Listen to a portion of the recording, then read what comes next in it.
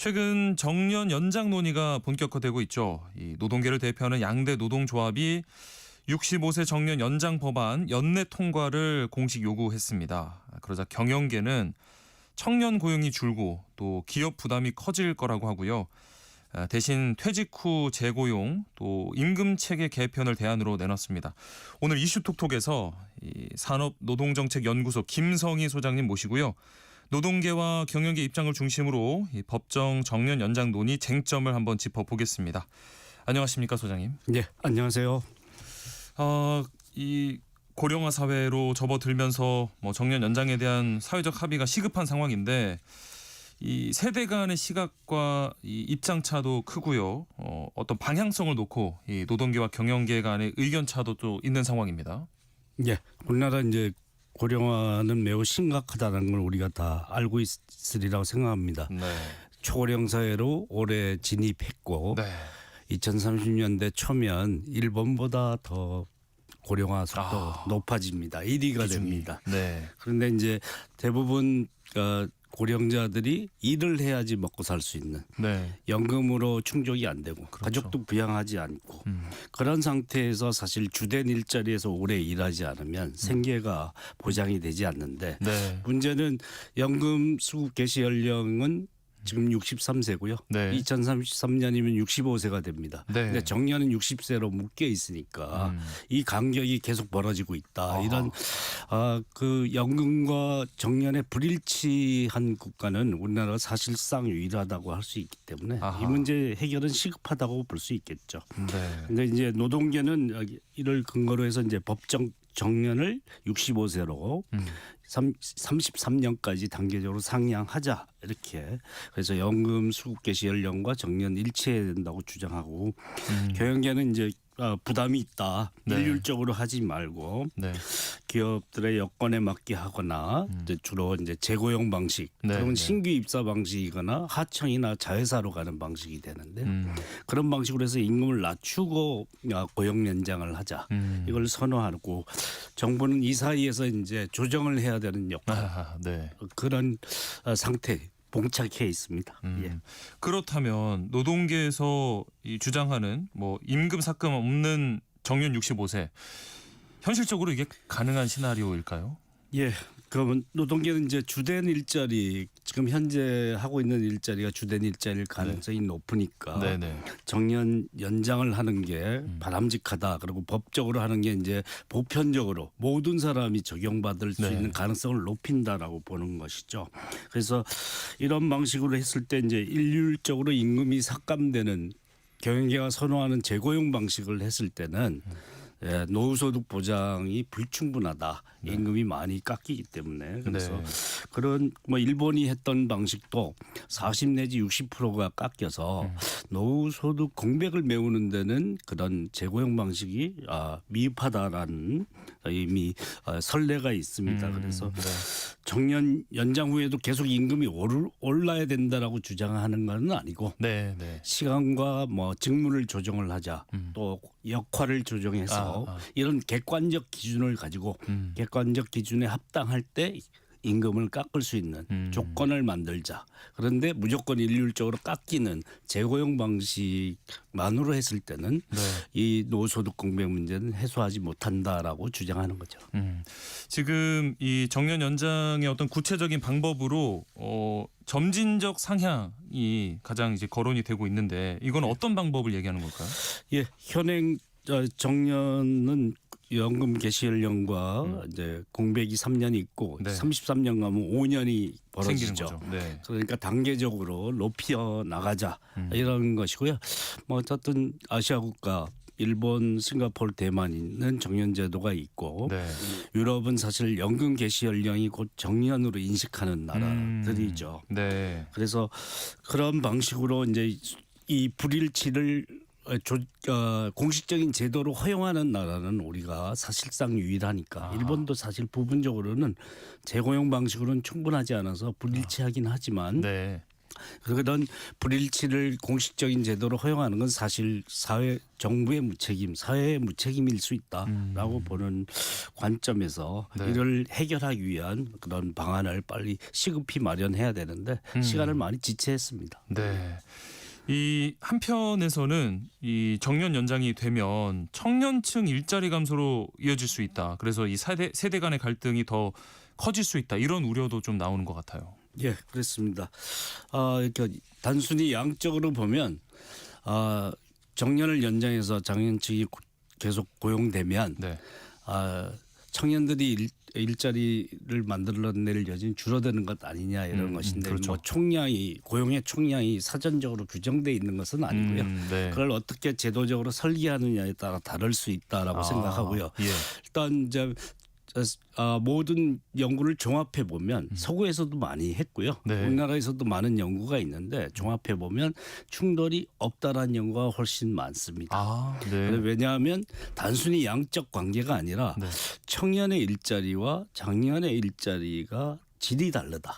단순히 같은 일자리가 아닌 걸 양으로 대체 관계로 쉽게 설명할 수 있는 것은 아니기 때문에 이런 질적 관계를 고려해서 그러나 선호하는 일자리에서는 충돌될 수 있는 그렇죠. 측면이 있죠. 네, 그거는 네. 이제 제도 설계를 잘 해서 해결을 해야 되는 과제다라고 봅니다.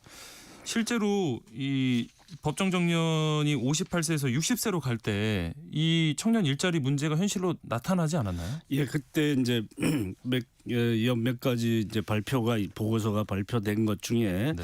그때 이제 55세, 59세 임금 근로자가 이제 8만 명 증가했는데 네. 23세, 27세는 11만 명 감소했다는데 연령대를 어떻게 설정하느냐에 따라 좀 달라지고요.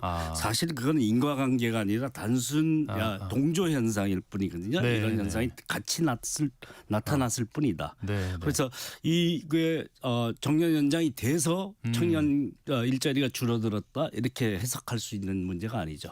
왜냐하면 장년층은 점점 인구수가 늘어나고 청년층은 줄고 있었고 네. 그다음에 청년들이 갈 만한 일자리는 줄어들고 우리나라 청년들의 이제 스펙 수준이 높은데 네. 네. 왜 뭐 좀 눈높이에 맞는 일자리가 제공되지 않아서 네. 사실 일자리가 늘어나지 않은 측면이 있는 거죠. 그래서 이런 인과관계를 복합적으로 생각해서 판단해야 될 문제라고 봅니다.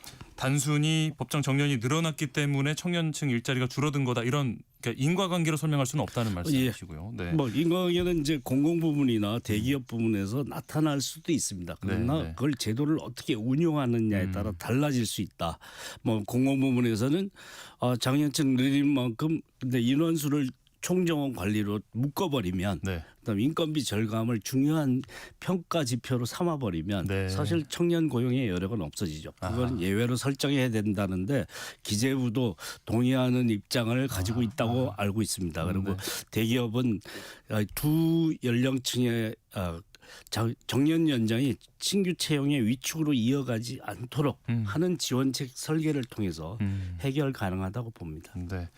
그런가 하면 이 정년 연장을 받아들이는데도 뭐 산업별, 직종별 혹은 대기업과 중소기업 또 수도권과 지방 간에 이렇게 온도차가 또 있다던데 그 이유는 또 어디서 나온 걸까요? 그렇죠. 뭐 선호하는 일자리가 우리나라 좋은 일자리 수준을 좁게 잡으면 10%, 많이 잡아도 20%밖에 되지 않는데요. 네. 그 사이에서 이제 차이가 나타날 수 있는 측면이 있고요. 네. 지방 중소기업은 인력난 얘기를 하고 그 숙련 인력을 구하기 어려워서 제가 정년 연장 특위위원으로 참석하는데 거기에 이제 여러 기업들 사례가 나오는데 네. 대기업도 중견기업도 중소기업도 정년 연장을 통해서 그 인력의 숙련을 활용할 필요성은 공감합니다. 네. 네. 자칫 그게 이제 기업의 인건비 부담이 돼서 신규 채용 여력을 줄일 가능성이 있는데 그게 효과적인 정부 지원책을 통해서 연착륙하게 하는 방안으로 세대 상생의 모델을 만드는 게 필요하다고 봅니다. 네. 이제 경영계에서는 어제도 한국경영자 총협회가 입장을 냈는데 퇴직 후 재고용이나 이 임금 체계 개편을 대안으로 제시해요. 이게 우리나라에서도 좀 가능한 제도라고 보실까요? 예, 퇴직 후 재고용 제도는 일본이 이제 올해 선례를 보여줬는데요. 네. 그걸로는 노후소득 공백 문제는 쉽지 않더라. 인력 활용에 있어서 기업이 인건비 부담을 낮추는 데는 도움이 됐는데, 네. 그래서 기업 위주의 방식이다라고 할 수 있고요. 네. 이렇게 노동계에서나 노동자 당사자들이 원하는 노후소득 공백 문제 해결하는 문제에 대한 그런 책임성에 대한 논의까지도 같이 담아서 입장을 내는 것이 필요하지 않은가 생각합니다. 네. 너무 원래 애초에 출발했던 지점에서 한치도 안 움직이는 자세로는 이게 조정이 안 되는 거죠. 네. 말씀해 주시는 것처럼 정년이 연장될 때 가장 이제 우려되는 부분은 역시나 인건비 상승 문제겠죠. 어떻게 해야 될까요? 예, 우리나라 호봉제 연공급 계속 이제 임금이 올라가서 부담이 된다 이러는데요. 네. 근데 임금 피크제는 사실 연령 차별 문제 때문에 쓸 수가 없고, 네. 그런데 객관적 기준을 가지고 조정할 여지는 있다라고 봅니다. 정년 연장에서도 계속 그 직위를 유지하거나 옛날보다 임금을 더 받는다든지 하는 조건은 안 만들 수 있는 여건은 돼 있다라고 생각을 하고요. 네. 그런 객관적 기준으로 조정해 나가는 필요성 이런 거에 대한 서로 접점을 찾아내는 것이 중요한 그런 답을 찾기 위한 노력을 하는데 좀 쏟아야 되는데 네. 원래 입장만 강조하는 것은 바람직하지 않고요. 기업은 인건비 부담이 큰 문제이지만 네. 또 고용에 대한 사회적 책임이나 그 일하는 사람들의 소득의 공백 문제를 그러면 방치할 거냐에 대한 답도 같이 내놔야 된다고 생각합니다. 어느 한쪽이 그 모든 부담을 다 짊어질 수는 없으니까 서로 조금씩 맞춰가야 된다라는 말씀으로 들리네요. 이 정년 연장이 가능해진다고 해도 비정규직이나 중소기업 근로자 이런 좀 취약계층 같은 경우에는 그 혜택을 받기 어렵다는 지적도 있는데요. 중소기업의 50인 이상 사업장은 웬만하면 정년제도가 관행상으로나 제도적으로 운영되고 있습니다. 그래서 예. 사실상 그 밑에 있는 데는 이제 이런 정년연장 논의가 활발하게 되고 체계적인 지원책이 마련되면 다 또 정년제도를 갖추리라고 생각하고요. 네. 무엇보다도 자발적으로 정년연장을 할 정도로 그 인력의 활용의 필요성을 절감하고 있는 곳이라서 네. 그것을 잘 지원책을 설계해서 하면 충분히 중소기업은 연착륙 가능하다고 생각하고요. 네. 불안정 노동자, 비정규 노동자는 아무 혜택이 없는 거 아니냐 생각하는데 네. 이게 직접적인 혜택은 없지만 간접적으로 사회적으로 이게 분위기가 고용 연장이 되면 네. 그때까지 같은 직장에서 계속 근무는 못할지라도 네. 물론 대부분 비정규직도 반복갱신해서 10년 이상 근속하는 사람도 꽤 많거든요. 네, 근데 네. 직장을 옮겨서라도 또 새로운 일자리를 찾을 65세까지 일할 여건이 될 수도 있다. 그리고 이런 사각지대에 있는 노동자를 위한 지원책, 종합지원책은 반드시 마련돼서 같이 보편적으로 혜택을 보는 그런 포를 넓히는 것이 필요하다고 생각합니다. 네. 마지막으로 한 30초밖에 남지 않긴 네. 했는데요. 이 더불어민주당이 정년 연장 법안을 연내 입법하겠다고 했습니다. 통과될 가능성 어떻게 보실까요? 저도 민주당 정년연장 특위위원으로 참여하고 있는데 네. 구체적 의제 설정과 논의를 좁히는데 좀 게을렀지 않나 생각을 합니다. 네.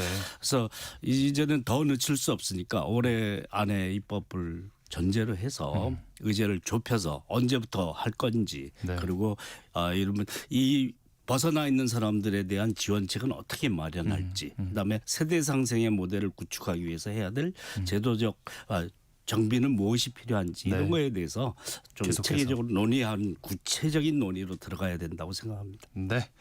정년 연장 논의 주요 쟁점 두고 산업노동정책연구소 김성희 소장과 함께 이야기 나눠봤습니다. 오늘 말씀 고맙습니다. 예, 고맙습니다.